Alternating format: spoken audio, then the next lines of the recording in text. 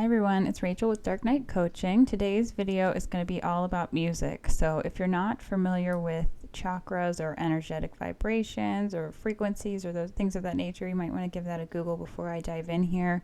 This is going to kind of be like a layman's version of going over the basic inputs and outputs of frequency or music and the effects that it has on our bodies. So if you've ever found yourself humming or singing along to a song in the car, that's a normal thing that we all almost subconsciously do. If you think back to even our most primal lineage, heritage, whatever you want to call it, there's always been singing, chanting, humming, those sorts of things. So music is literally the stuff that feeds our soul. It is how we generally can communicate feelings or emotions through sound, through song.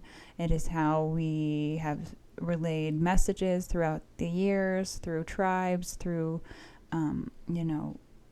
group settings, through our native origins and things of that nature as well.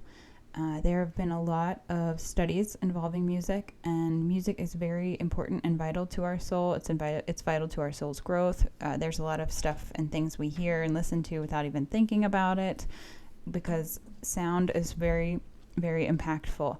So when this video, I'm going to go over a couple nice meditative practices that you can use when it comes to sound, and a couple recommendations I have for you if you're trying to kind of ground yourself or center yourself.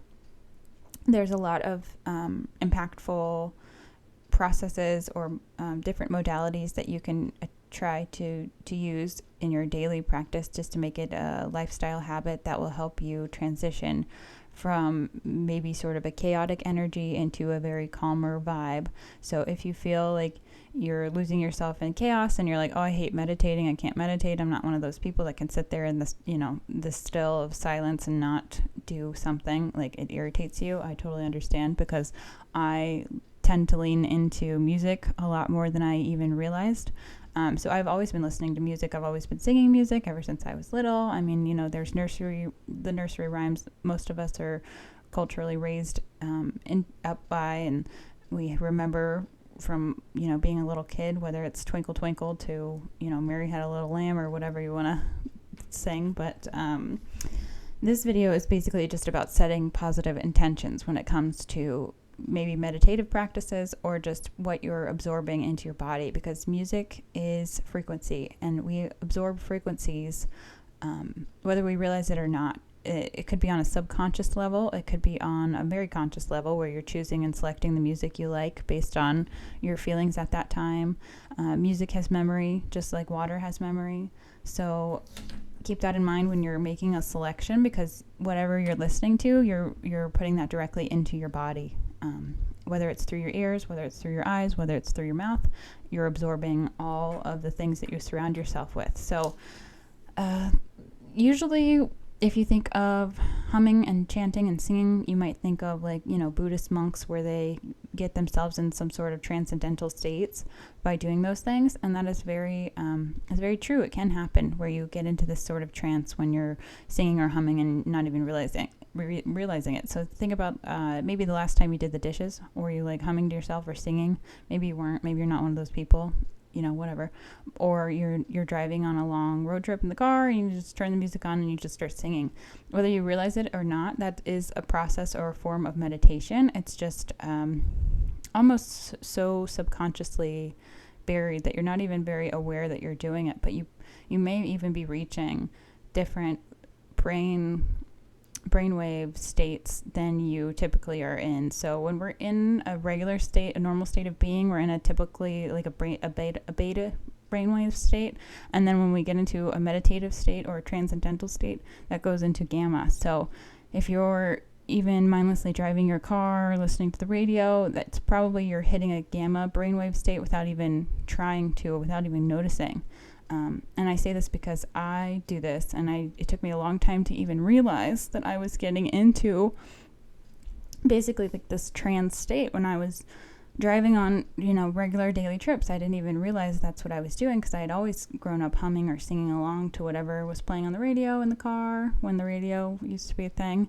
But now it's an app that I listen to in the car, and I sing along to that with intention, more so now than ever, because before I was just listening to whatever was on the radio, because we didn't have the luxury back in the day of picking what was playing. And now with modern technology, there's the luxury of picking what you get to listen to if you generally pay for it or want to listen to the commercials. But when you think of music, I want you to think of not only what you're putting into your body, but think how music is commonly used for marketing. So when you go to the grocery store, there's always some sort of music playing, and that is intentional. They don't have like a sad, mopey music. They have a lively, peppy something playing to kind of motivate shoppers to be happy and to keep spending money and be content while they're there.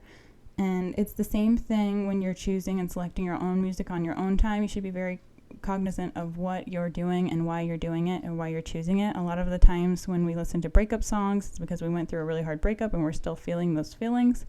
I think that's why Taylor Swift has gained so much popularity, because she has really catered to almost a niche market, but it's just an untapped genre of a lot of emotions that women have gone through throughout their relationships. So she's really very popular because of how she has marketed herself, and she's relayed her message out there through her sound waves, essentially. Like, she's put her own frequency into her music, and a lot of people really resonate with her. And there have been also a lot of studies about water having memory, and you may think like, well, what does water have to do with music? Well, water, when there's a man, Masaru Emoto, he studied water, the molecular structure of water, and when he put thoughts and intentions into that water, I think for 30 seconds every day, he told that water, "I love you, water," and then he had another cup of water, then he said, "I hate you, water," and at the end, he looked at it in a microscope, and he saw that the love had a nice crystalline structure that was very cohesive, very very beautiful, essentially. And then the other water that had the hate put into it was very chaotic. That's the best word I can use to describe it. You could physically see the difference into how the water received that sound. And I say this because we are 50 to 75% water, human beings. So there's water inside all of us. It's a very important part of our molecular structure. So what we put into our bodies, the intention we set, and the things we listen to and things we absorb through our ears, is very, very important. And if you didn't know, the smallest bone in your body is called the stapes, and it's very much so like a tuning fork, the shape of a tuning fork, which is a horseshoe shape. And it is basically the part of the bone where it vibrates, and it sends that to the inner ear, and then it receives basically those sensations that go into our brain and then tell us essentially what we're hearing. So when we choose music, I want you to choose music like you choose food.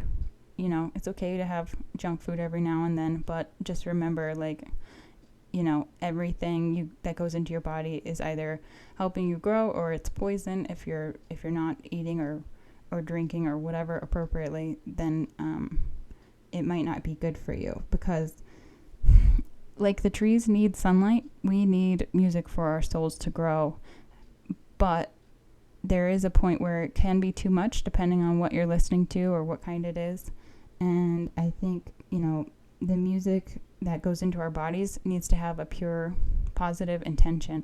So if you're like one of those people that likes to listen to, some songs with not so great lyrics in it, that stuff is going to make an impact on your life, whether you realize it or not. So just be mindful of the positive words, because words carry vibration, words carry frequency, which was proven again by that study with Mr. Emoto, because the water is being impacted by the conscious thought of the person, and it can be impacted by a person's words that come out of their mouth. So you are also being impacted by someone else's conscious thoughts or someone else's conscious words, because we're all connected. So if you listen to music that's not positive for however long, 30 days, and then you're like, oh, I feel like not very good. Why do I not feel so good? It might be because of what you're putting into your body. So just be aware of that, because there are positive sounds you can use to help yourself grow, and things you can do to get into a meditative state. If you're, again, one of those people that's like, I don't like to meditate in the quiet,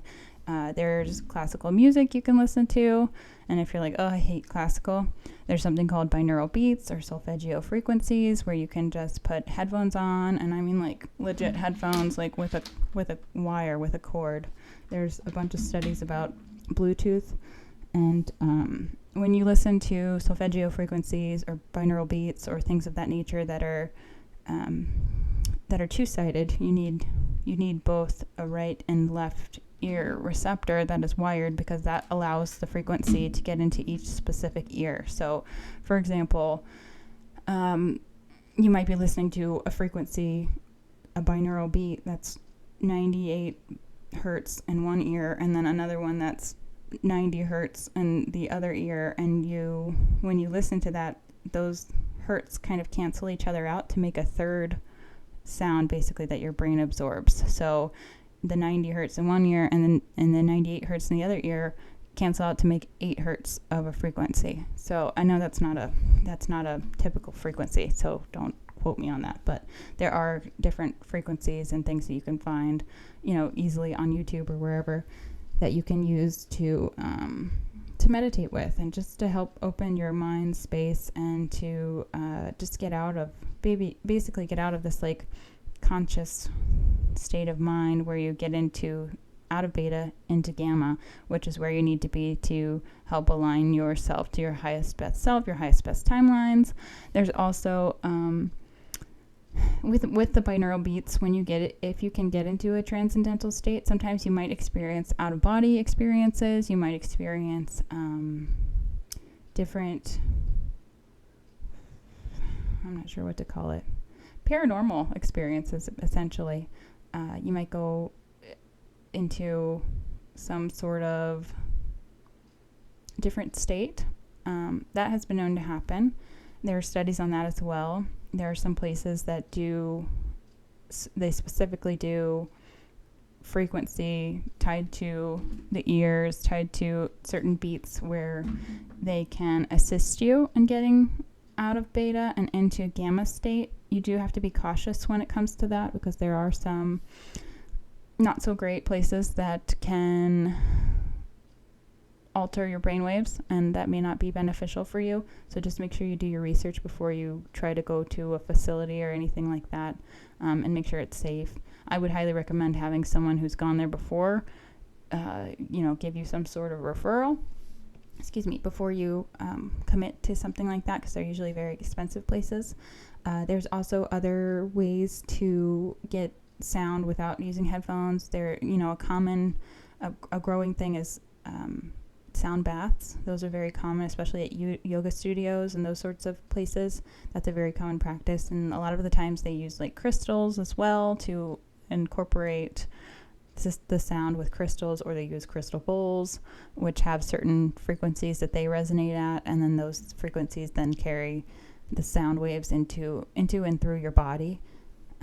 But it's very important that you don't use just like AirPods or anything with Bluetooth, because the Bluetooth, it has a frequency of its own. It's an invisible frequency, but there are waves that Bluetooth devices send throughout your body without us even really realizing it, and those can interfere with whatever it is you're trying to achieve. So make sure if you do try to get to a meditative state through music, you set intentions before you go into it. Like, what am I hoping to get from this? Even if you don't have an intention, you're like, well, I'll just see what happens.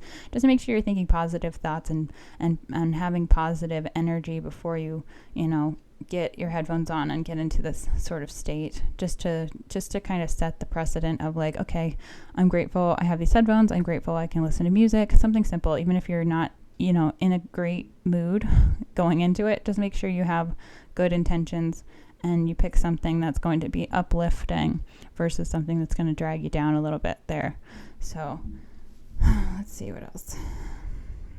Sorry, I'm just trying to Make sure I hit everything here.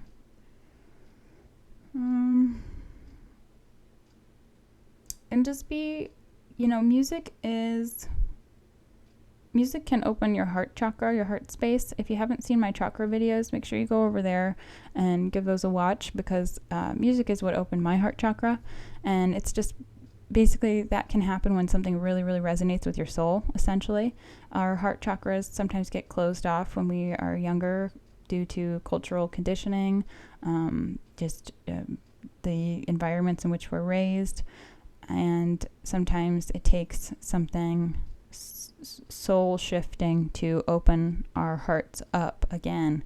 And typically when you have a heart chakra opening, it will burst and you will feel almost like this big punch of love right to your heart space, essentially. And music is one of the main things that did it for me. And I'm also seeing 555 on the clock right now, so if that's that might be significant for some of you if you're going through a major change or shift in your life. It's just a synchronicity that you're meant to be here. So I'm glad you're here. Thanks for watching. If this video helped, please hit the like button and subscribe. It helps my channel to grow. I greatly appreciate it. If you have any questions or have anything to add, please feel free to add something in the comments. If you're interested in a one-on-one coaching session, please feel free to reach out to me, and I will see you next time.